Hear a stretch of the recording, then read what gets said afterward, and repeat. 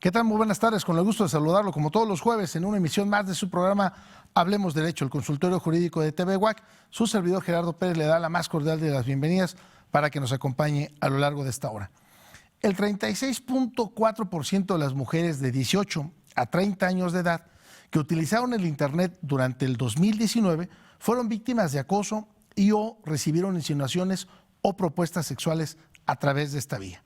A principios del mes, el Senado de la República aprueba la denominada Ley Olimpia. Es la denominación a un conjunto de reformas legislativas en varios estados encaminados a reconocer la violencia digital y sancionar los delitos que violen la intimidad sexual de las personas a través de los medios digitales, también conocido como ciberviolencia. El tema de esta tarde es la Ley Olimpia. Acompáñenos.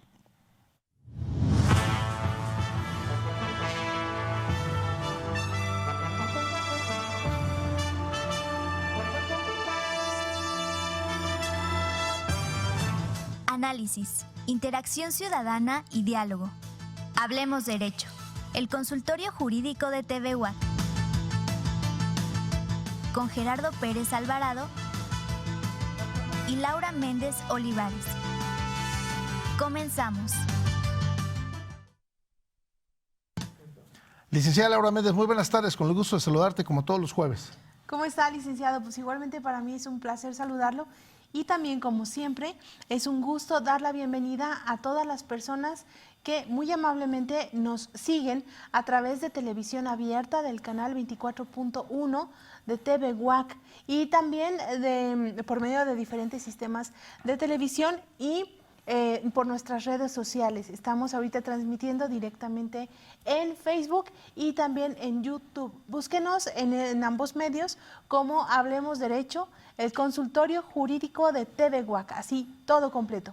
Por estos medios usted nos puede hacer llegar sus dudas, sus comentarios con respecto a los temas que abordamos cada semana, pero también puede ponerse en contacto con nosotros o con nuestros invitados si es que tiene alguna duda con respecto al tema que se trató.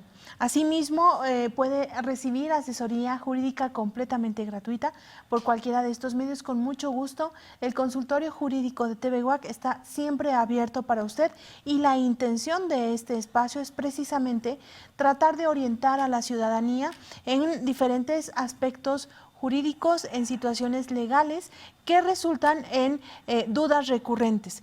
Sus comentarios nos ayudan a nosotros a preparar contenido cada semana, invitando a una persona experta en el tema, como en este caso, para poder disipar algunas dudas de nuestro auditorio.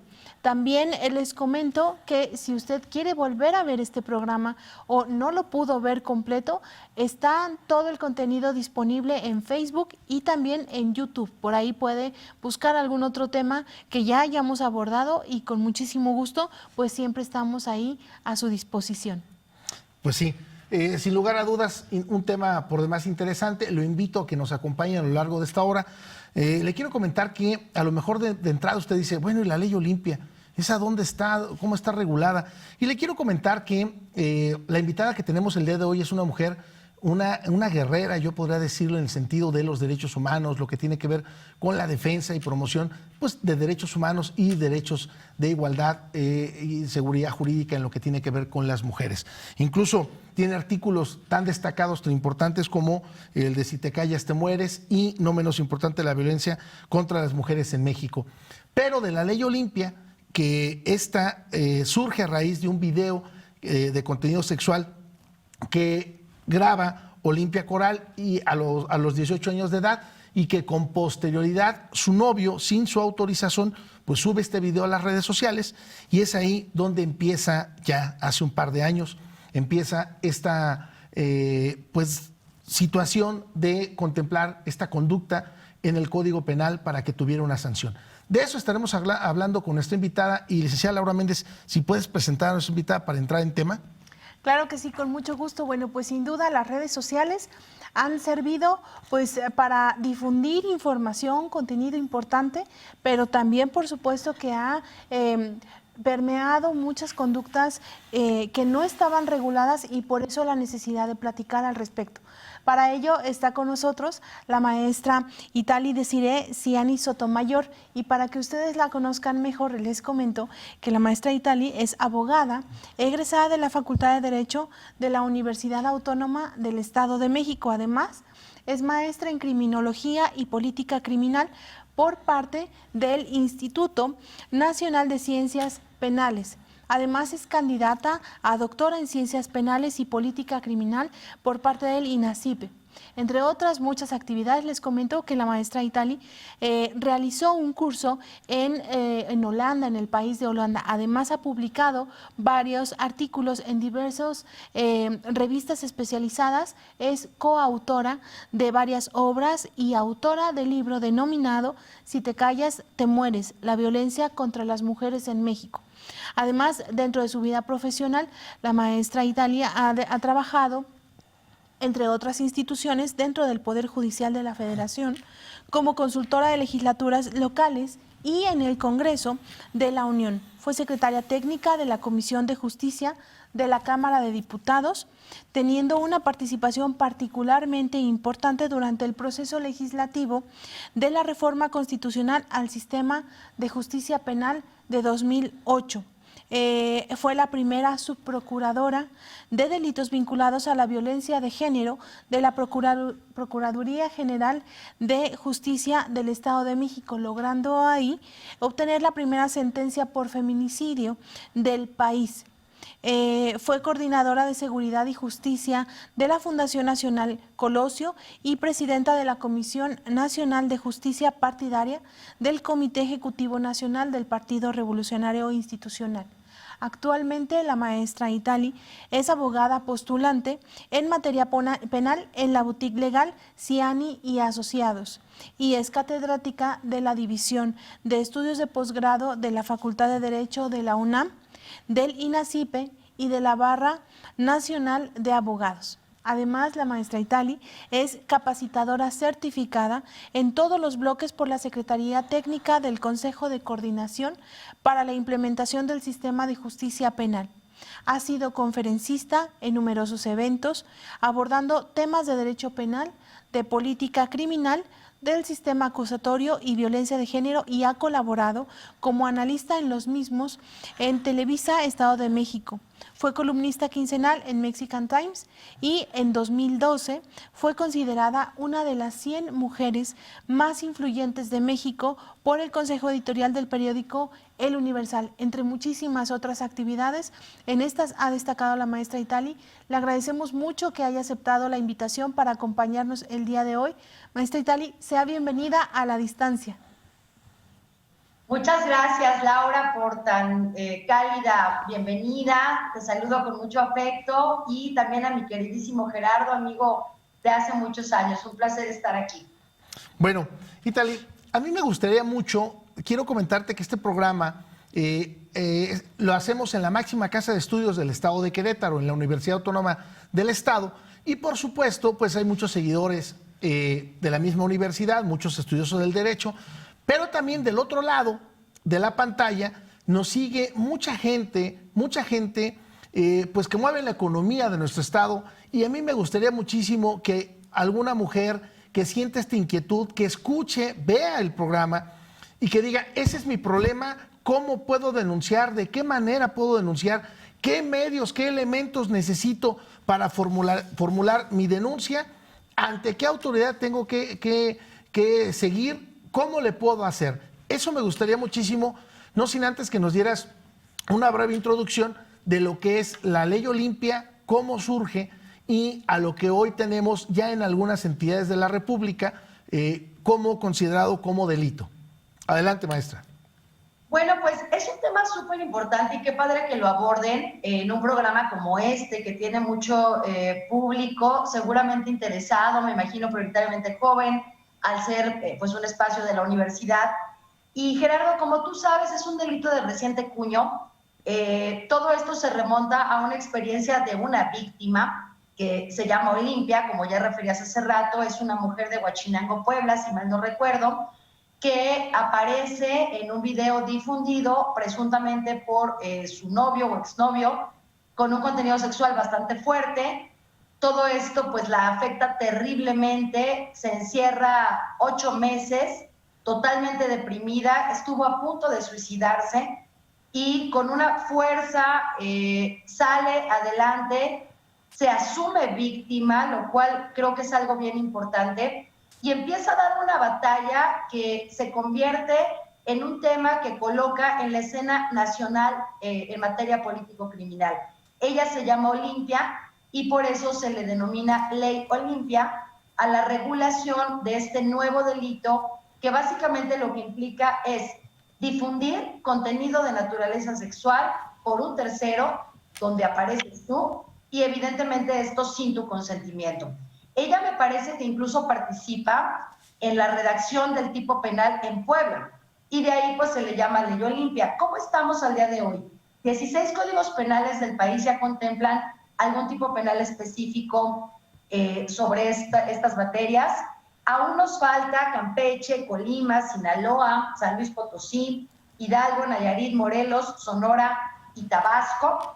Y en el caso de Querétaro, se tiene desde el año pasado, desde el 12 de julio, Día del Abogado, este tipo penal.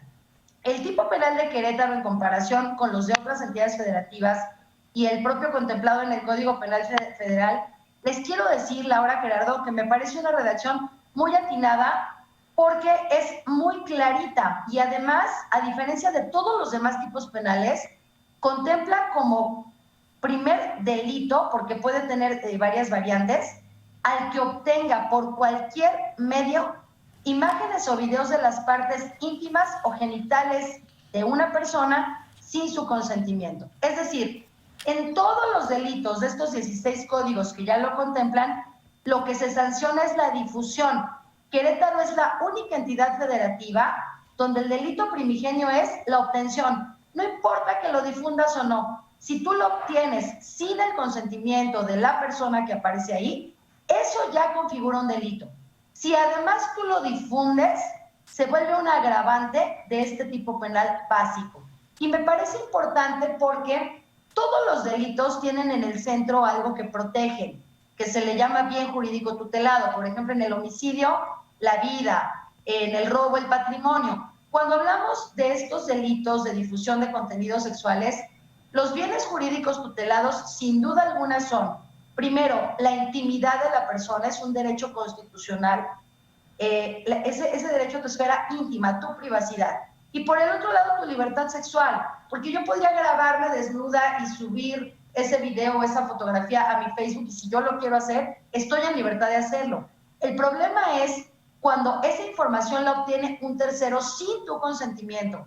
Por eso de verdad aplaudo la forma en que se construyó el tipo penal en Querétaro, porque no hace falta que se difunda. Con que esa información, ya sea un video o una imagen, se obtenga por un tercero que no tiene por qué tenerla, y quien aparece en esa información no consintió, eso ya constituye el delito de manera primigenia y tiene una pena de 3 a 6 años de prisión, no es una pena bajita.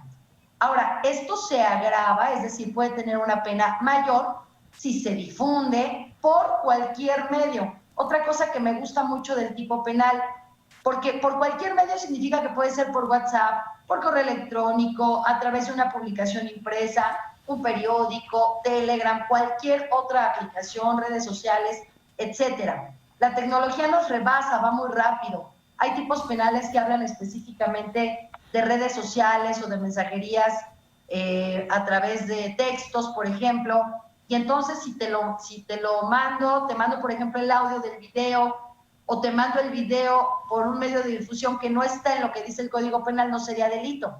En el caso de Querétaro, no se complicaron, por cualquier vía, y eso me gusta mucho. Y bueno, también se agrava obviamente la pena cuando la persona que obtiene o difunde esta información es docente o trabajador de cualquier institución educativa o de asistencia social, por obvias razones, ¿no? También si la persona, el sujeto activo del delito, el que lo comete, tuvo una relación de concubinato o matrimonio con la persona, y también si es el padre o tutor de la víctima. La única observación que yo tendría y que ojalá en algún momento se reforme este tipo penal en Querétaro, y seguramente ustedes van a estar de acuerdo, es que lo acota el agravante a matrimonio o concubinato. Ustedes son profesores universitarios, yo también lo soy.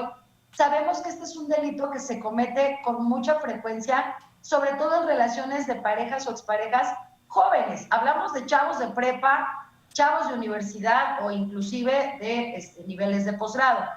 Entonces, en ese tipo de relaciones, pues no hay un matrimonio de por medio o un concubinato, porque no viven juntos o no tienen un hijo en común, pero hay una relación.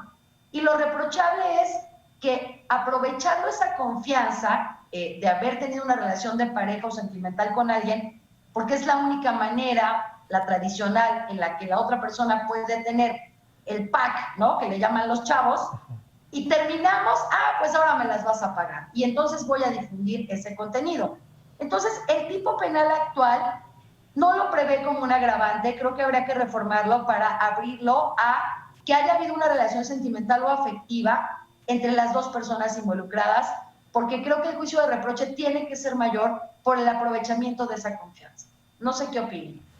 Sí, completamente de acuerdo contigo, Itali, porque a fin de cuentas, este pequeño vacío, yo casi estoy seguro que un 70-80% de las problemáticas que se dan en esta conducta o en este delito de acoso y hostigamiento sexual, que lo tenemos por lo menos en la legislatura en el estado de Querétaro, se da no propiamente en una pareja de concubinato o matrimonio, sino se da simple y sencillamente en esta relación de noviazgo, en donde ya, pues obviamente estas relaciones ya no son como a lo mejor en antaño, Italy, en donde, bueno, pues andábamos de manita, iba uno al cine, no, ahora ya tienen una vida sexual activa a más corta edad, y eso, por supuesto, pues genera también esta complicación.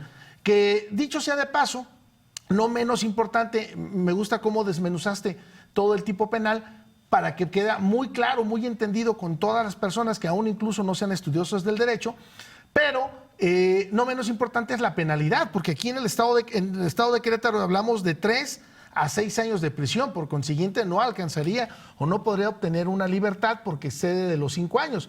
No sé en otras entidades federativas, pero llega hasta 8 años de prisión. Entonces, me parece que sí está, por lo menos el espíritu legislativo y la finalidad de crear este tipo penal, pues sí fue con la finalidad de sancionar y erradicar incluso la amenaza, la zozobra que da el hecho de decir, haz que tiene el video y tengo el temor de que lo publique. No, aquí es desde el momento que lo obtengas.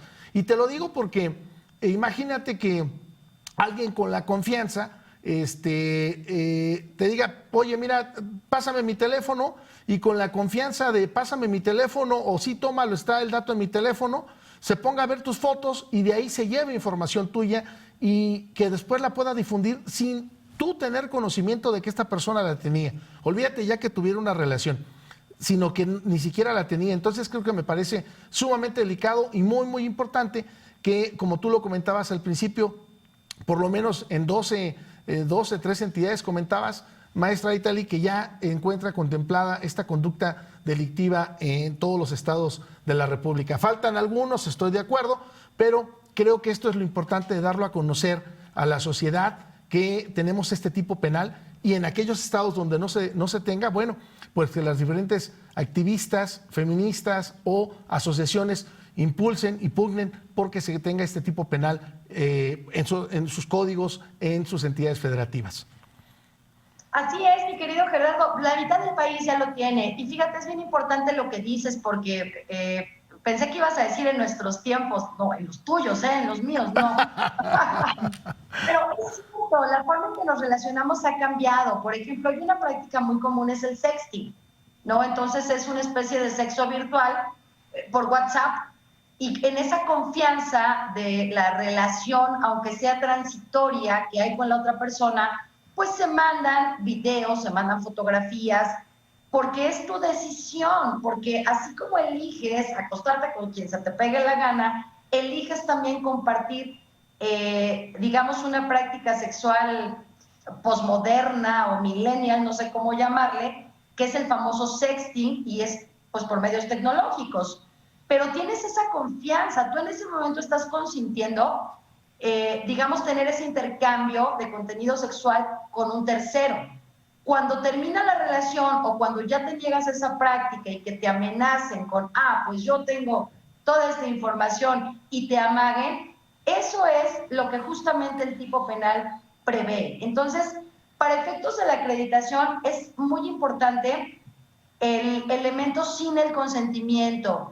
Y yo siempre le digo, sobre todo a mis alumnas mujeres, que tengan mucho cuidado, por muy enamoradas que puedan estar, es muy delicado compartir ese tipo de información, así sea tu novio de toda la vida, porque un día se van a pelear, van a terminar y te va a amenazar con esa información.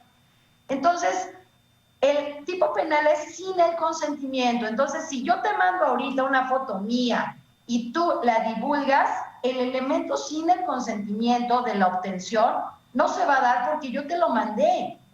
Cuando tú la difundes, ahí sí, porque no te la mandé para que la divulgaras.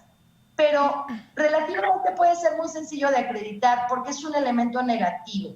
Si, por ejemplo, el novio celoso revisa el teléfono y de ahí saca la información, ya la tiene en su poder. Eso ya constituye el delito porque no te lo consentí.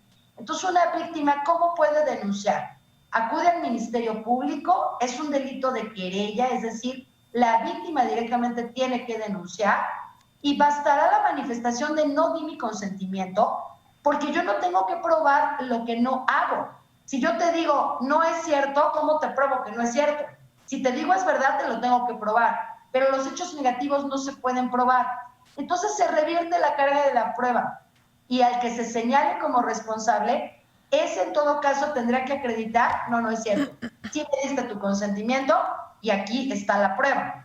Entonces, es relativamente fácil la integración de una carpeta de investigación por un delito de esta naturaleza, creo yo.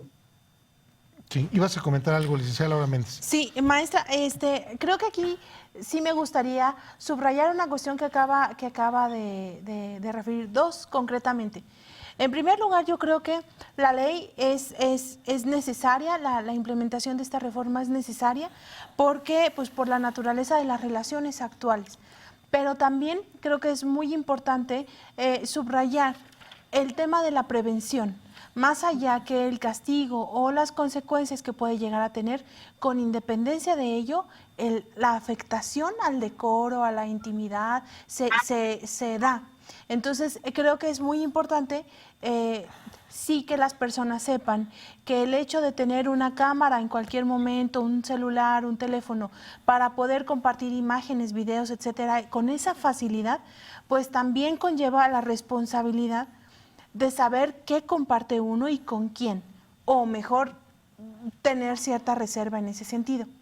Y por otro lado, maestra, nos comenta ahorita una posibilidad. Bueno, si la chica le envía una imagen a quien ella decida, ella ya está otorgando el consentimiento. Y el tipo penal es muy claro, habla de sin el consentimiento. ¿Hay alguna manera o de qué forma se puede obtener el consentimiento? Porque a final de cuentas, híjole, me parece a mí una cuestión como un hilo muy delgado, el hecho de decir, oye, yo no lo consentí, sí lo grabé, sí lo hice, sí te lo envié, sí, pero yo no consentí que tú lo divulgaras, etcétera. Pues entonces, en primer lugar, ¿para qué lo envió? Y también que nos comente, maestra, ¿cómo puede estos delitos virtuales o digitales, es a veces un poco complicado identificar su origen? Es muy fácil compartir una fotografía de cualquier tema por WhatsApp, grupos de WhatsApp, incluso hay grupos exprofeso de gente que ni siquiera se conoce para compartir cualquier tipo de imágenes. ¿Cómo puedo yo identificar quién obtuvo en primer lugar esa imagen o ese contenido y después que lo divulgó?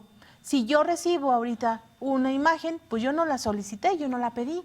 Al haberla obtenido, ¿ya estoy cometiendo el delito? Bien, es súper interesante, Laura, lo que comentas. Primero el tema de la prevención, y estoy totalmente de acuerdo contigo. Es importante que estas conductas hoy empiecen a ser delito, pero el delito al final del día no resuelve. El derecho penal tiene una función punitiva, sancionadora. El derecho penal no previene delitos. Entonces, ¿cómo prevenimos? Evitando, y como bien lo dijiste y me encanta la palabra que usaste, responsabilidad. Porque no es un tema de culpas, es un tema de ser responsable con lo que compartes, en quién confías y en quién no lo haces. Y ante material tan sensible y tan delicado, por eso es que yo siempre le digo sobre todo a mis alumnas, no lo hagan ya, en vivo lo que quieras, casi lo que quieras, digamos, ¿no? Pero a través de este tipo de vías creo que es súper delicado. Ahora, el tema del consentimiento, ¿el consentimiento para qué? ¿No? Efectivamente. Una modalidad del delito es que se obtenga sin el consentimiento. Entonces, si yo soy quien compartió una fotografía, por ejemplo, y esa fotografía llegó a mi novio, pues no la está obteniendo él sin mi consentimiento porque yo se la mandé, supongamos en un WhatsApp, como normalmente es, pero te la estoy mandando para que la tengas, solo para ti. Ese consentimiento no abarca que te estoy autorizando a difundirla. Si tú la difundes, incurrirás en un delito aunque la hayas obtenido con mi consentimiento, porque consentí solamente que tú la vieras, no que la utilizaras para darle una difusión o una publicidad hacia terceros. Habría delito. Ahora, ¿en qué casos podría haber un consentimiento expreso? Yo creo que este candadito está para blindar algunas otras cuestiones, libertad de expresión, una fotografía artística, cuestiones de modelaje donde implica desnudo, revistas para adultos.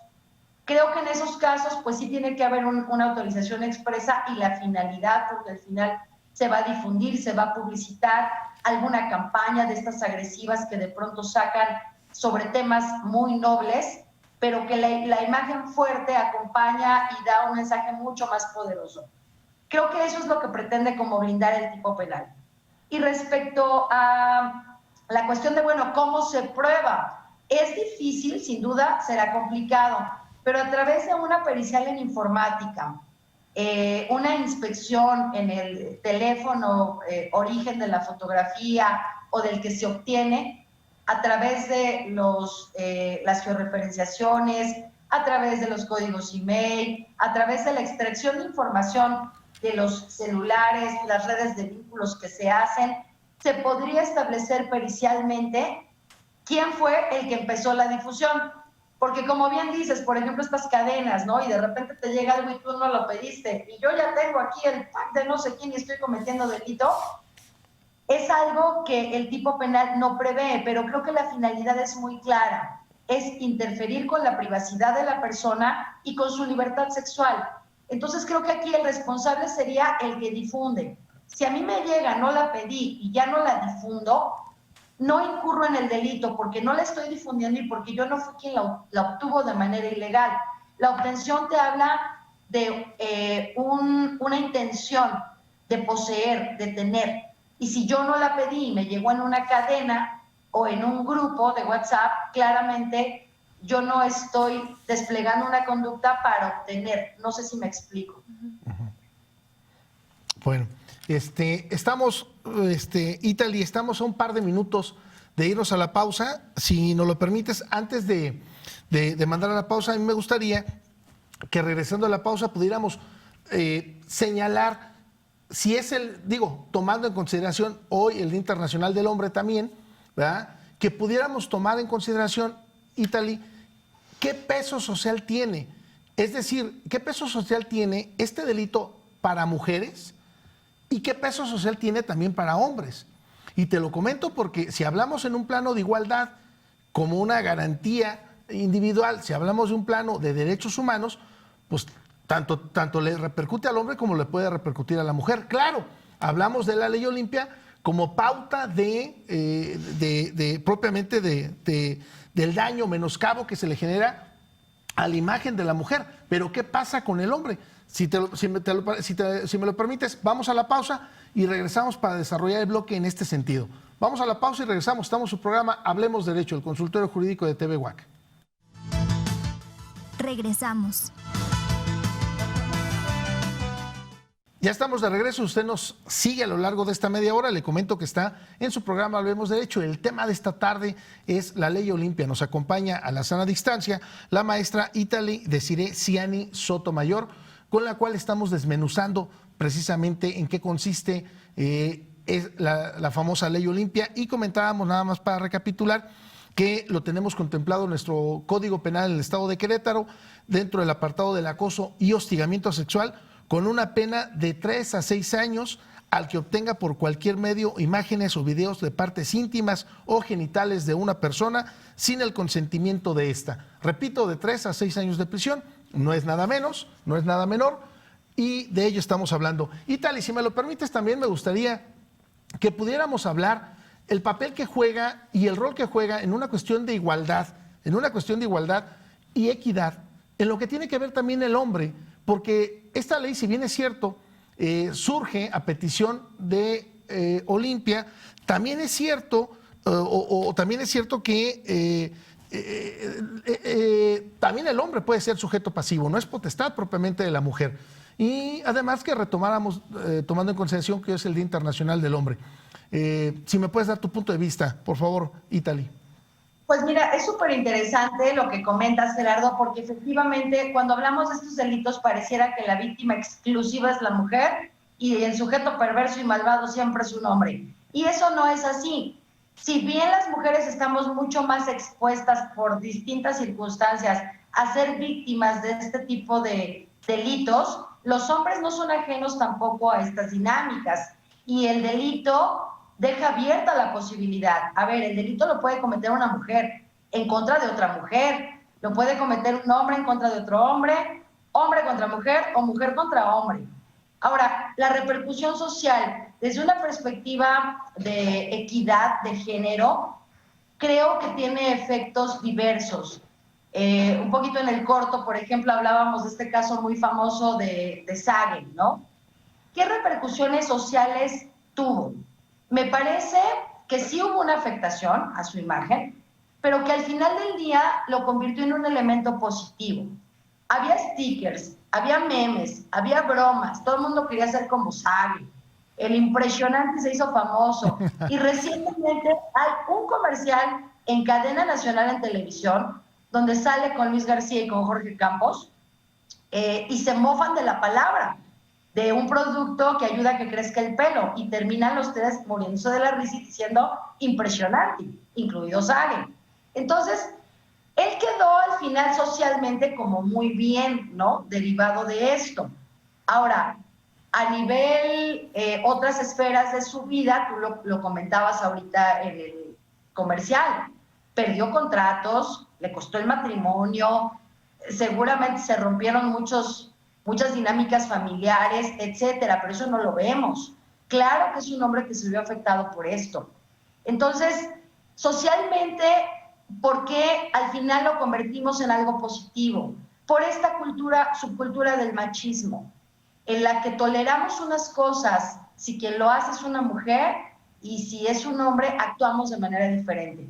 Y esto es injusto e inequitativo para los hombres, porque nadie se preocupó por preguntarle, oye, ¿y tú cómo te sientes frente a esto? No sabemos si tuvo que acudir a una terapia, si recurrió a las parrandas con los amigos, cómo se sentía él en lo personal, si sentía vergüenza, si sentía frustración, no lo sabemos, seguramente sí. Ahora, en el caso de una mujer que se vuelve víctima, por supuesto la connotación es totalmente otra desde una perspectiva social. ¿Por qué? Porque es señalada, porque tú tienes la culpa, porque tú para qué te andas tomando fotos o videos, portando poca ropa o sin ropa, o mandando el pack, o teniendo sexting. Es decir, se revierte y se revictimiza a la que es víctima y se le vuelve victimaria.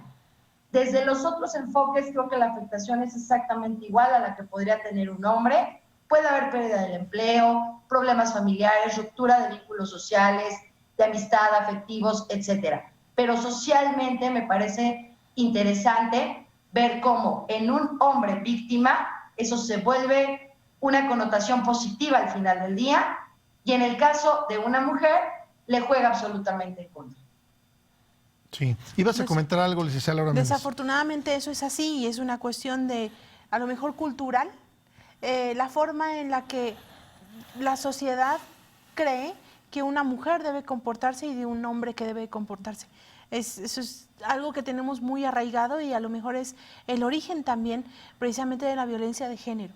Entre otras cosas, maestra, retomando un poquito lo que hablábamos antes del corte, estábamos hablando del consentimiento, que es un elemento indispensable que el tipo penal prevé, y es decir, que la obtención o la difusión de las imágenes o del contenido íntimo de una persona sea obtenido sin el consentimiento de esta persona. Pero al hablar de redes sociales y al hablar de consentimiento y todo esto, creo que es algo importante retomar cómo es que las redes sociales funcionan.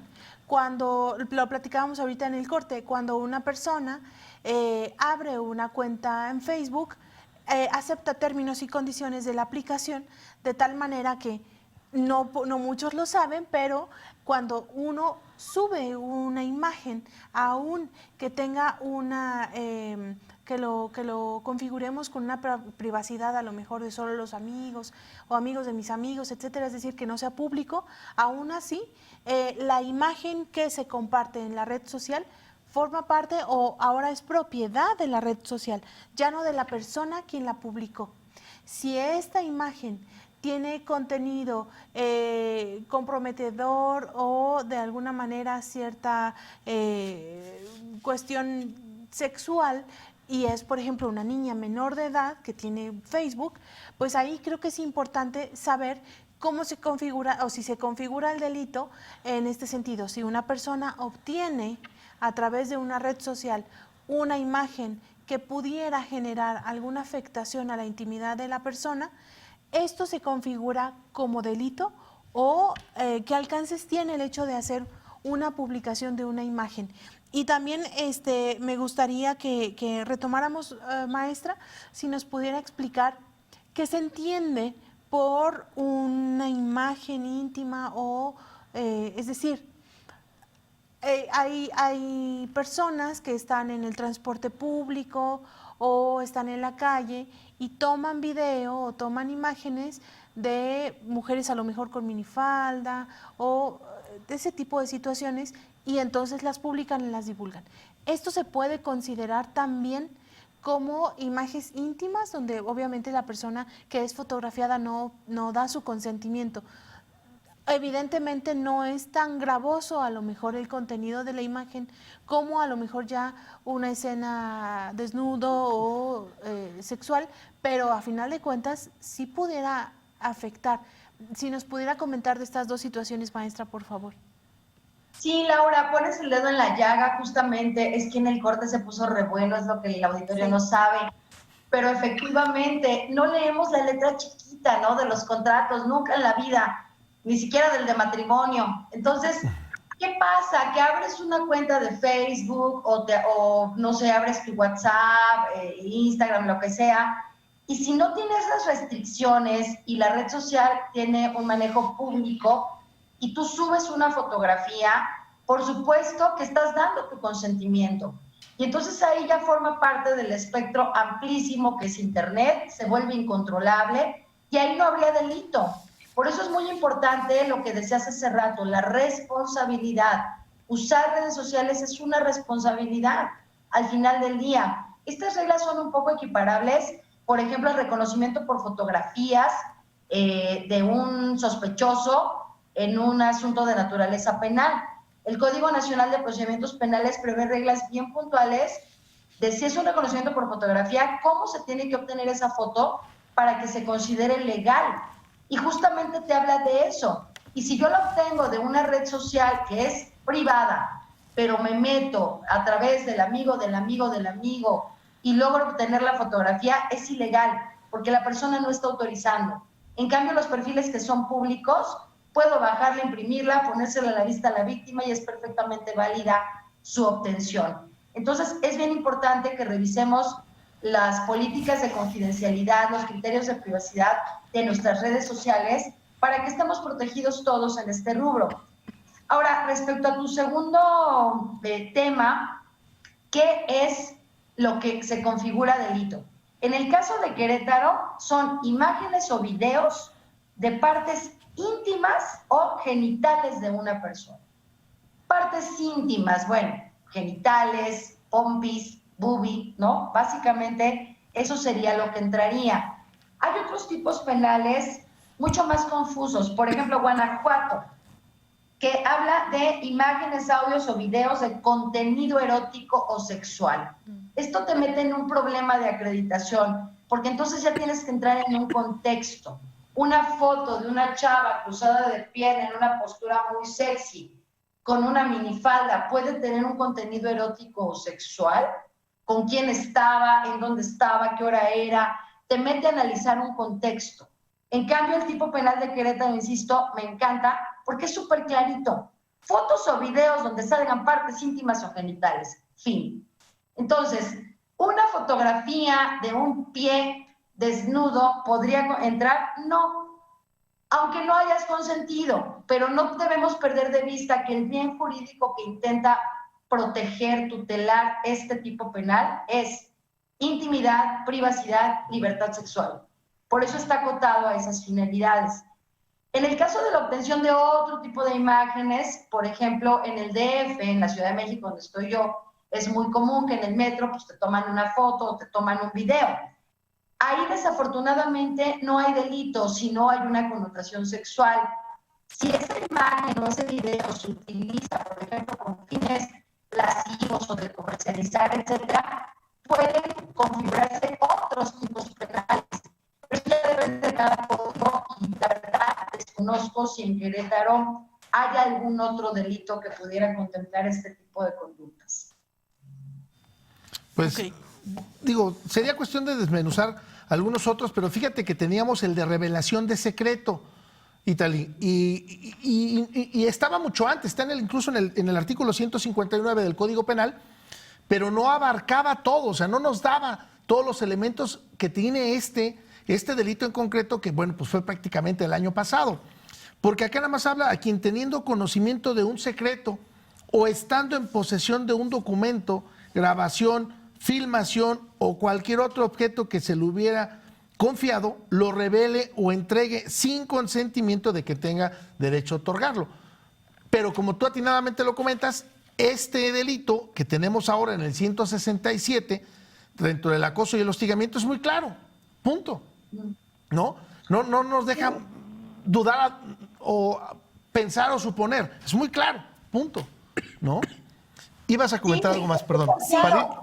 Y eso ayuda a las víctimas, porque a veces las víctimas pueden pensar que es como muy difícil. Ya me pasó y ahora ¿qué hago? Es súper difícil. No es tan difícil. Es acudir al Ministerio Público, narrar los hechos. Las víctimas tienen derecho a contar con un abogado también, que es el asesor jurídico.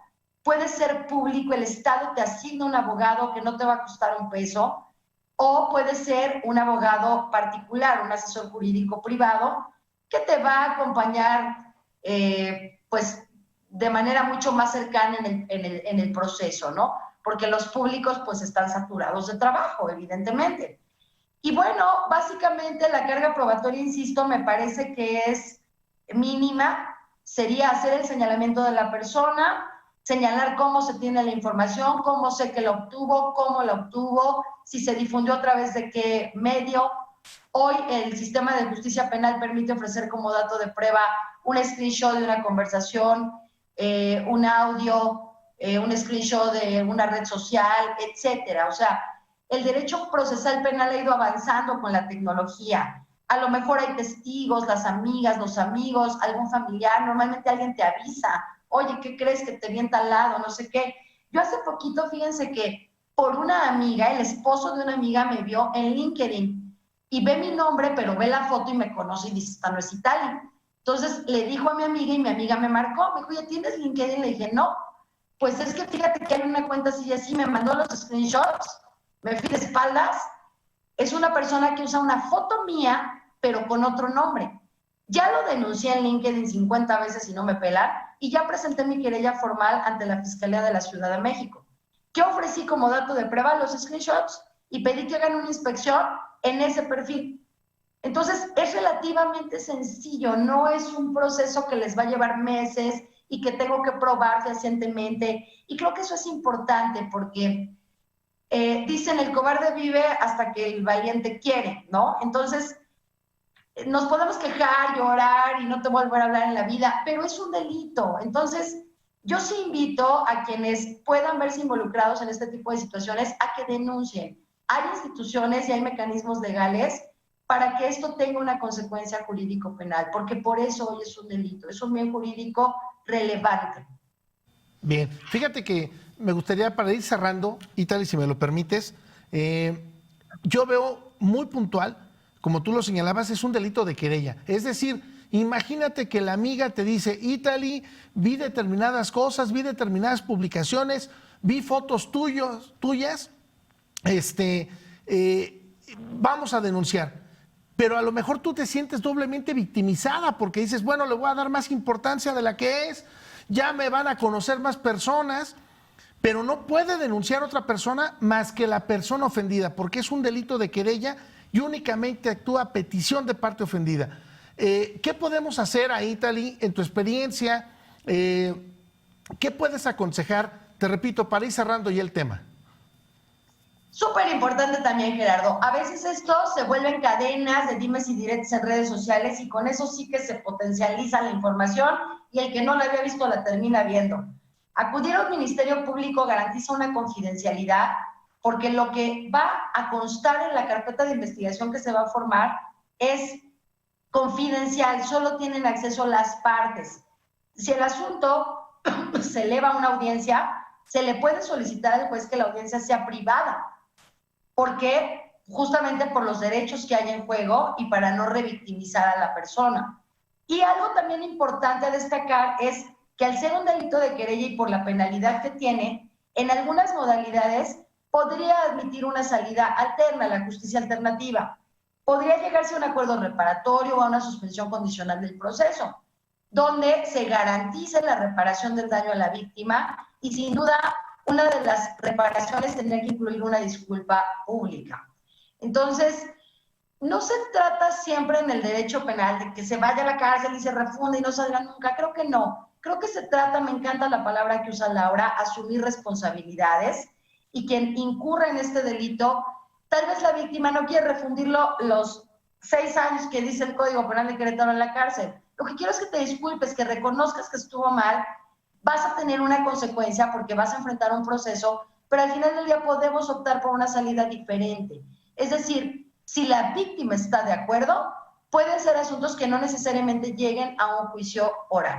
Y eso es importante porque al final del día de lo que se trata es de reparar el conflicto. Y muchas veces la prisión tampoco lo resuelve. No sé si me explico. Es completamente correcto, eso quería llegar, porque no nada más es de crear tipos penales por crear y cualquier conducta inmediatamente un tipo penal o un delito, porque es la única forma como vamos a regular la conducta social. No, a ver, espérame. Sí es importante regular esta conducta social que no se tenía y que era una problemática real, pero tampoco no es de llenar la cárcel. Es importante entonces tener medios alternos de solución de controversias, pero también no menos importante que la víctima verdaderamente sienta reparado el daño, porque si no está la reparación del daño no hablamos de justicia, no podríamos hablar de que se hizo justicia en la víctima, punto. ¿Cómo se va a integrar esta reparación del daño?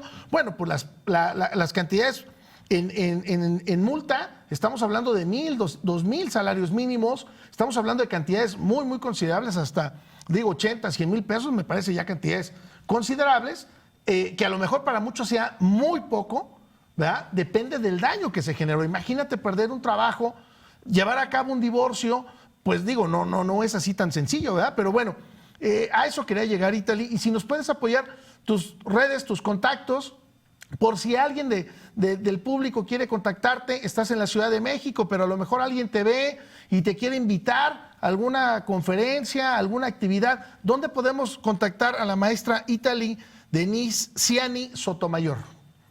Bueno, me encuentran en Twitter, @Italy_Ciani, ahí me encuentran.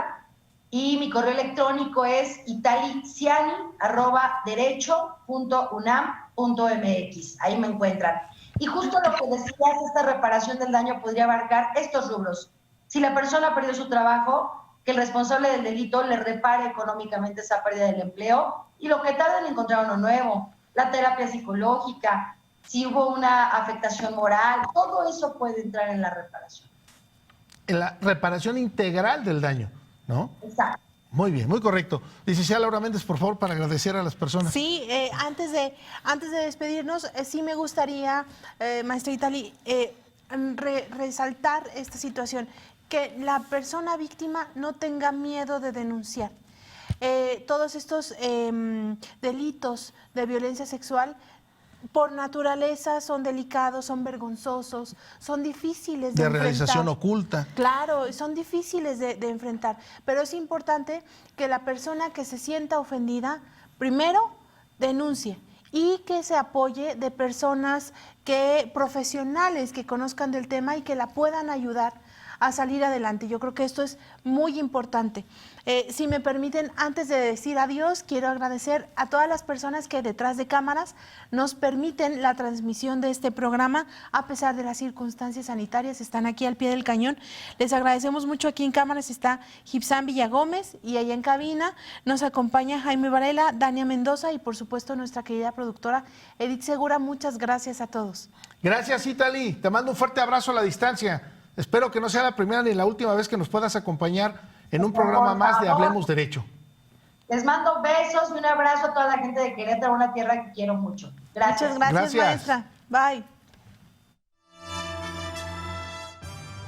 Gracias por sintonizarnos. Te esperamos en la siguiente emisión de Hablemos Derecho, el consultorio jurídico de TV UAC.